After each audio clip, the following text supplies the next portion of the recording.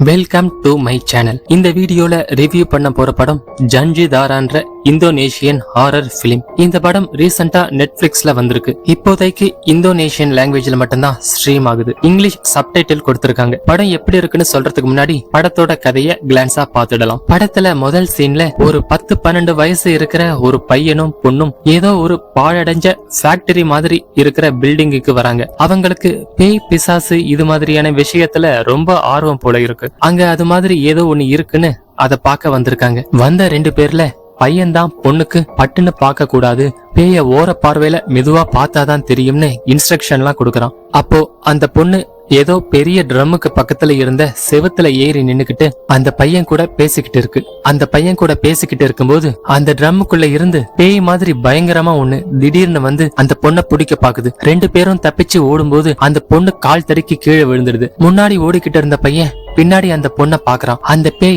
அந்த பொண்ணு கிட்ட போகுது. இப்ப ஹீரோ தூக்கத்துல இருந்து முழிச்சுக்கிறாரு. அந்த பையன் தான் இப்ப பையனா இல்ல, வளர்ந்து மேரேஜ் ஆகி ஃபேமிலி மேனா இருக்காரு. அப்ப இந்த கெட்ட கனவு அவருக்கு வரும் போல இருக்கு. நடந்த சம்பவம் தான் கெட்ட கனவா அடிக்கடி வந்துகிட்டு இருக்கு. அந்த சின்ன பொண்ணுக்கு அப்ப என்ன ஆச்சுன்னு நமக்கு காட்டாம கதையை கொண்டு போறாங்க. ஹீரோவோட லைஃப் சந்தோஷமா போய்கிட்டு இருக்கும்போது வைஃப் பிரெக்னன்ட் ஆகுறாங்க. அதுல இருந்து ஹீரோவும் ஹீரோயினும் சில அமானுஷ்யங்களை ஃபேஸ் பண்ற மாதிரி காட்டுறாங்க. ஒரு கட்டத்துக்கு மேல பேய விரட்டுறதுக்கு ஒரு மந்திரவாதியை கூப்பிடுறதுன்னு கதை போகுது. ஒரு சீன்ல ஹீரோ வைஃப ஆபீஸ்ல டிராப் பண்ணிட்டு மீட்டிங் இருக்கு அர்ஜென்டா போகணும்னு சொல்லி தான் வீட்டுக்கே வராரு. வீட்டை திறந்து உள்ள அமானுஷ்யமா ஏதாவது இருக்குதான்னு பாக்க வந்திருக்காரு. பூட்டி இருந்த வீட்டுக்குள்ள யாரோ ஒரு லேடி உட்கார்ந்து இருக்கிற மாதிரி காட்டுறாங்க. ஹீரோக்கு முதல்ல சின்ன ஷாக் இருந்தாலும் அப்புறம் அவங்க கிட்ட கேஷுவலாவே பேசுறாரு. ஹீரோ பேசிக்கிட்டு இருந்தது ஒரு பேய் கூட தான்னு நமக்கு நல்லாவே காட்டுறாங்க. பாதி படத்துக்கு மேல நம்மளால கதையை யூகிக்க முடியாத மாதிரி கொண்டு போயிருக்காங்க. பட் எண்டிங்ல இதுக்கான காரணத்தை ரிவீல் பண்ணும்போது நம்ம ஊர்லயே இது மாதிரி எத்தனையோ படம் வந்திருக்குன்னு தான் நினைக்க தோணுது. படத்துல இருக்கிற